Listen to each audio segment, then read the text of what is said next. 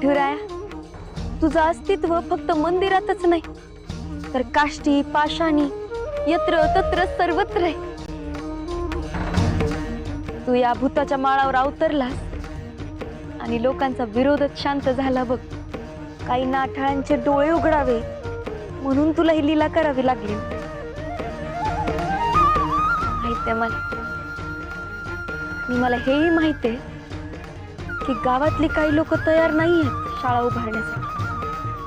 पण माझ्यावर विश्वास ठेव विठुराय, मी त्यांना तयार करण्याचा पूर्ण प्रयत्न करेन. विठुराया, तुझ्या प्रेरणेनं त्या मोहितरावचं आव्हान स्वीकारलं. इतक्या मेहनतीनं पाठपुरावा करून ही जमीन मिळवली. देणगीसाठी प्रयत्न करतेय मी अजून.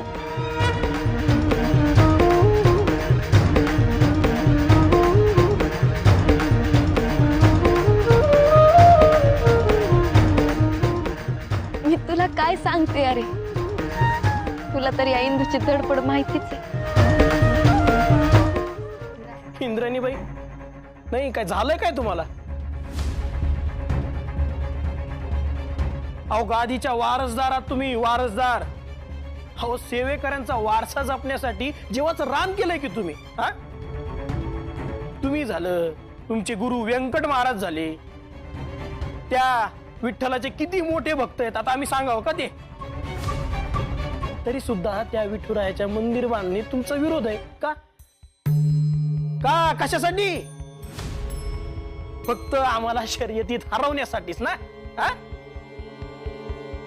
चला, आज आम्ही सगळ्यांसमोर जाहीर करतो की तुम्ही शाळेचं चॅलेंज जिंकला. आव्हान पूर्ण केलं तुम्ही. घ्या.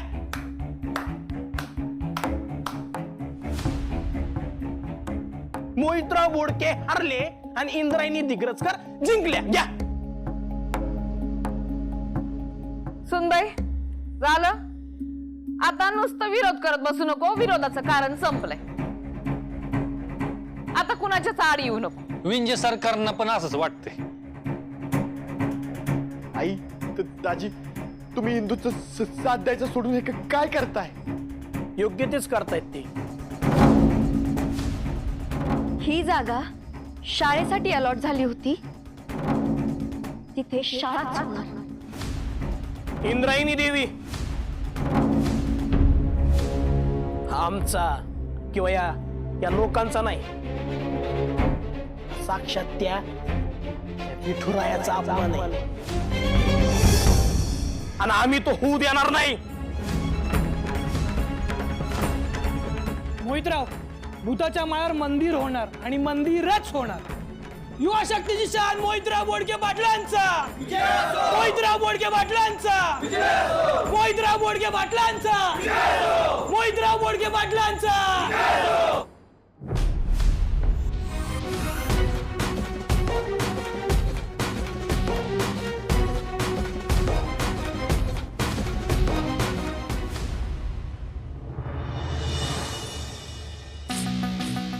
त्यांना सांगा आमच्या सहीचं पत्र आहे म्हणा. 100 नाही 200% काम होतंय त्यांचं. हा, आणि नाहीच काय बोलायला लागले तर काय म्हणशील?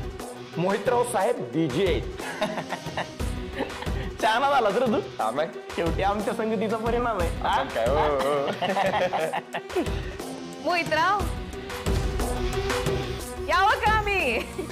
नाही म्हणजे काय, आम्हाला जरा आमचं गाणं ऐकवायचं होतं. अरे बाप, मोठ्या बाई, हो तुमच्यासाठी काय पण. या तू निघ. आम्ही हो नाही तुम्ही नाही, एक आमच्या माणसाला म्हणलं. निघा. या मोठ्या बाई, बसा. आज कस काय वाट वाकडी करून आलात काय?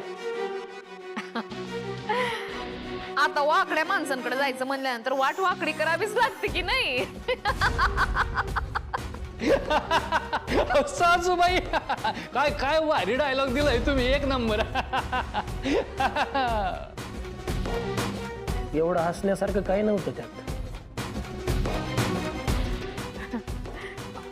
पण मोहितराव, काय काम केलं तो तुम्ही? मला असं वाटत होतं का तुम्ही दुसऱ्या पार्टीत जाता की काय. हो आणि काय तुम्ही डायरेक्ट घरीच आलात. एक नंबर ऍक्टिंग केली तुम्ही बरं का, एक नंबर. आणि सत्काराच्या यायला ते शाल श्रीफळ बुके बिके बाई.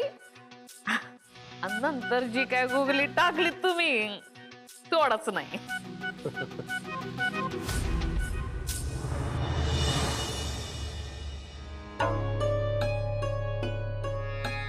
त्या मोहितरावनं गुगलीच टाकली काल. तो जिलबी सारखाच सरळ आहे हे माहित होतं मला, पण इतका सरळ हे नव्हतं माहित. मला तर तू तेव्हाच नव्हतं आवडलं जेव्हा तू त्याचं सत्काराचं आमंत्रण स्वीकारलं.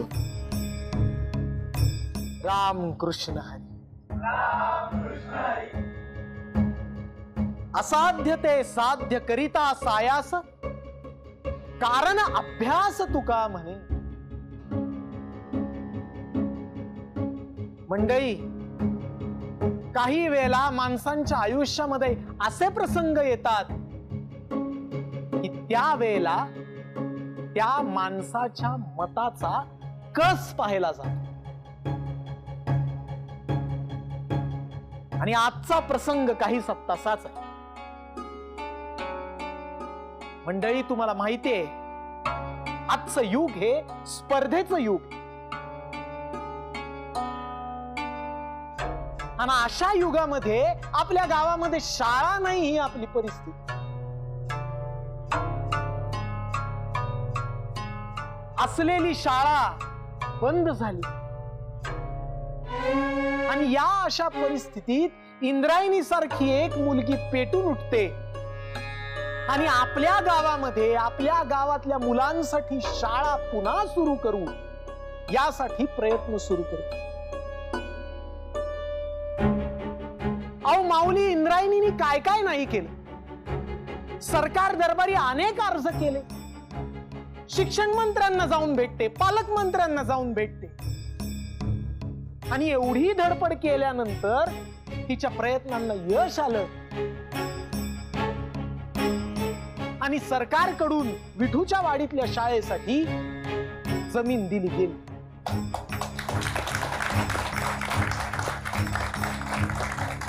पण गंमत कशी आहे बघा, शाळेसाठी जमीन दिली पण ती कुठली दिली तर ती भूताचा माळ. आता आपल्या सगळ्या लोकांना त्याची भीती वाटायला लागली. नाही म्हणजे पोरांसाठी शाळा उभी करायची ठीक आहे, पण ती कुठे तर भूताच्या माळावर. नाही बाबा नाही, पोरं शिकली नाही तरी चालतील, पण आम्ही भूताच्या माळावर सुरू होणाऱ्या शाळेत आमच्या मुलांना पाठवणार नाही. पण इंद्रायणी हरली नाही. तिने सर्व लोकांना समजावण्याचा प्रयत्न केला, लोकांच्या घराघरात गेली, पण तिला काय मिळालं तर तिच्यावरच चिखलफेक झाली.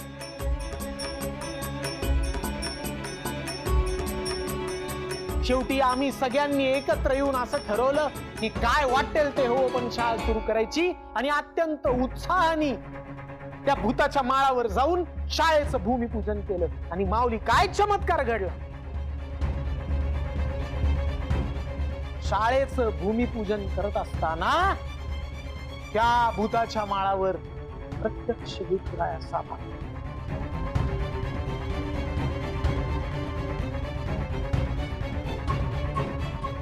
आता आपल्या सगळ्यांच्या समोर हा प्रश्न उभा राहिलाय की त्या जागेवर मंदिर उभं करायचं का शाळा उभी करायची. खरे मंडळी, दोन्ही प्रश्न महत्वाचेच आहेत. कारण मंदिर म्हणजे आपल्या संस्कृतीचं रूप, काय बरोबर आहे ना. मंदिर म्हणजे संस्कृतीचं रूप, पण शाळा म्हणजे प्रगतीचं दार.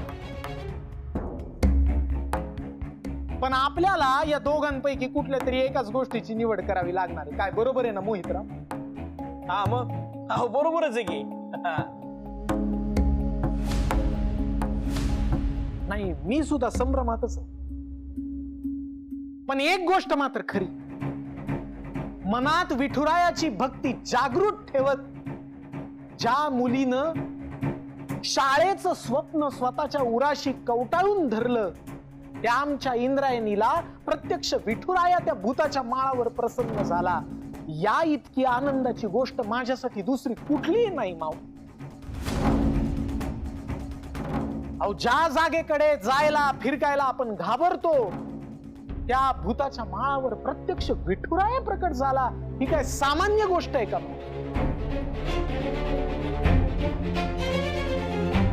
खचितच नाही.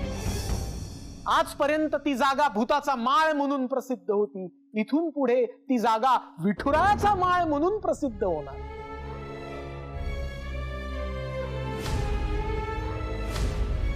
मग अशा परिस्थितीत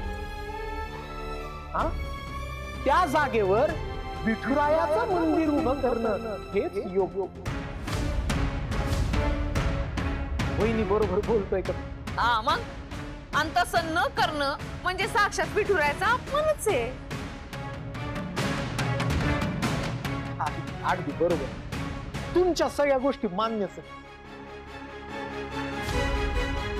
त्या जागेवर मंदिरच झालं पाहिजे हेच माझं मत होतं.